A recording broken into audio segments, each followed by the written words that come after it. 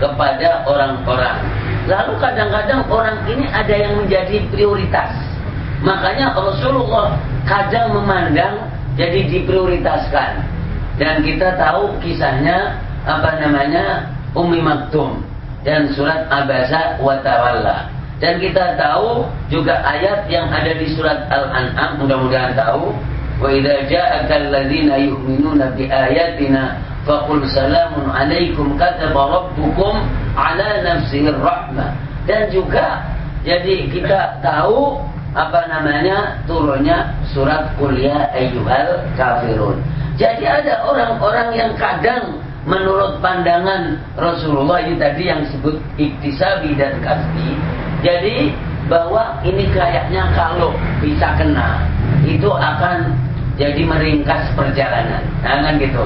Misalnya si A seorang tokoh, di belakangnya ada orang, maka kemudian kalau tokohnya kena, maka insya Allah belakangnya makmuman lillahi ta'ala.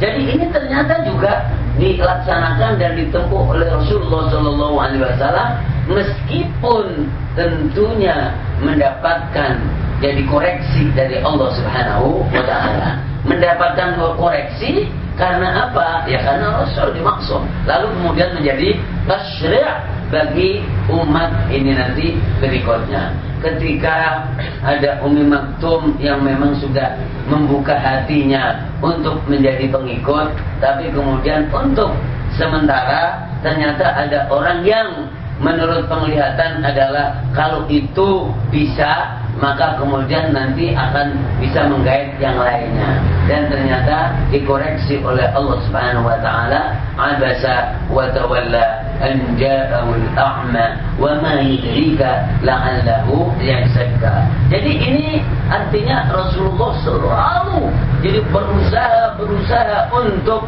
menyampaikan dakwah ini dan untuk isti'ab asnafin nas, untuk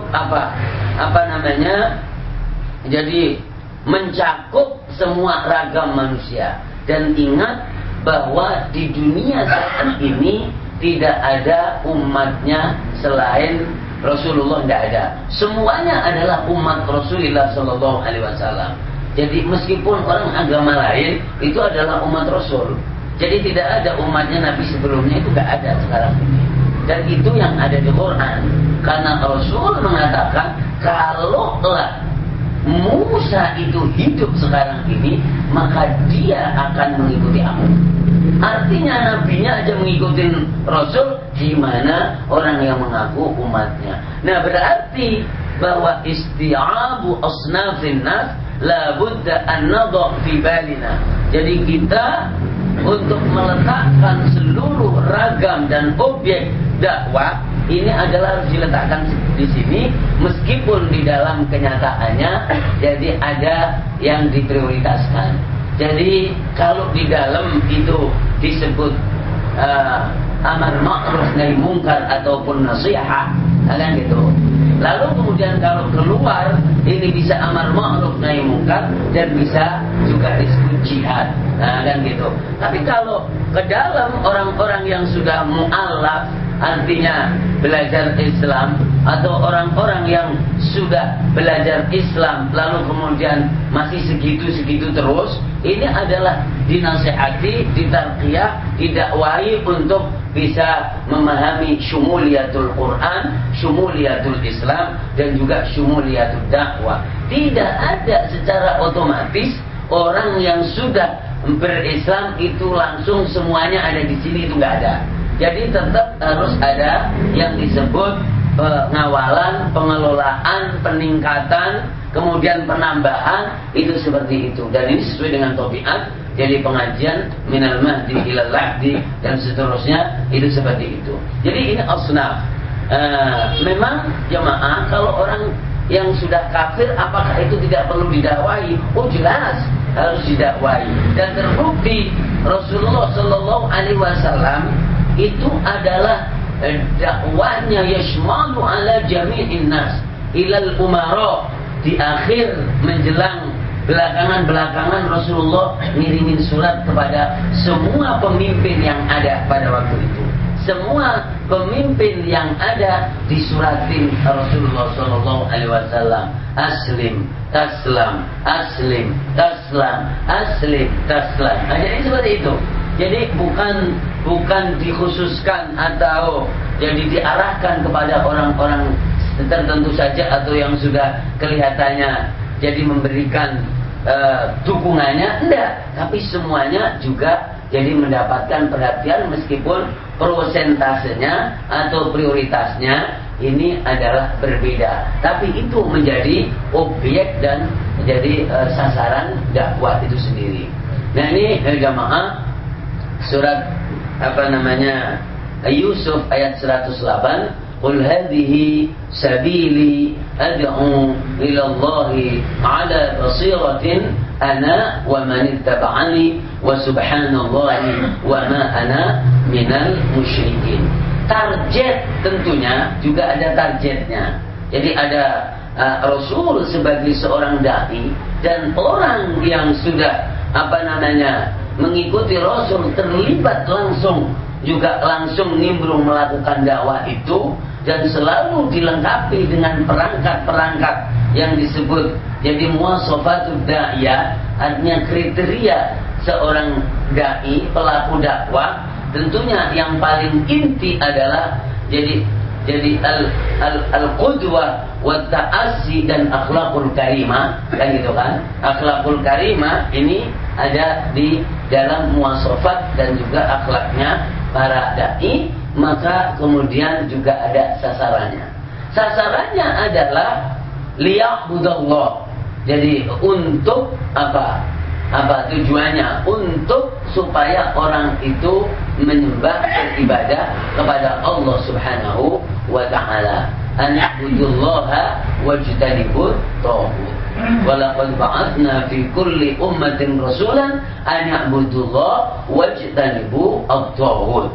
Ini jadi tujuan dakwah adalah supaya menyembah Allah, beribadah kepada Allah, iyyaka na'budu wa iyyaka nasta'in, dan merasa ya'taz bil iman, ya'taz bil Islam, ya'taz bi launin jadid. Jadi harus merasa bangga dengan warna baru. Dulunya warna jahiliyah, warna syirik, lalu warna watani, jadi keberhalaan, lalu kemudian disibghah oleh Rasulullah Sallallahu Alaihi Wasallam, kemudian menjadi manusia baru, lalu kemudian dia ya'taz bihada. Nah, jadi bangga dengan itu. Ini jadi ayyuhal ikhwah, jadi jamaah yang dimuliakan Allah Subhanahu wa ta'ala, jadi asnafun nas, lalu kemudian apa yang disebut tujuan dakwah itu sendiri. Lalu tentunya manusia ketika mendengarkan dan kesentuh dengan dakwah, fiman yaqbalu bisur'ah wa fiman yatafakkar wa yataraddad wa fiman yungkir wa fiman yu'adi. Jadi manusia itu ketika mendapatkan sentuhan dan seruan dakwah, ada yang langsung plot, akan seperti itu. Plot itu menerima. Man min sinfi Abu Bakar Siddiq radhiyallahu anhu. Jadi seperti itu, ada yang plot langsung, tidak banyak jadi pikir-pikir yang terlalu lama, akan gitu. Lalu kemudian ada orang yang modelnya lain juga, jadi agak ragu dulu. Dan itu dulu juga ada, sekarang adalah banyak. Dan khususnya orang-orang yang pikirannya sudah padat dengan isi, padat dengan konsep, padat dengan pikiran-pikiran, itu biasanya tidak mudah dibacakan Quran, kecuali kalau dia kehilangan sesuatu atau mati. Nah, itu akan mudah dibacakan Quran. Tapi kalau Al-Quran dibaca untuk merubah di sini, itu nanti dulu. Ini adalah orang yang sudah padat, jadi isinya dan punya kepentingan-kepentingan. Makanya di kalangan para sahabat Rasulullah Sallallahu Alaihi Wasallam sebelum masuk Islam juga ada yang model begitu. Bahkan ada yang modelnya menunda sampai mentok-mentok akhir. Makanya ada yang jadi awailul Islam, laqad radiyallahu wasabiquna al-awwaluna minal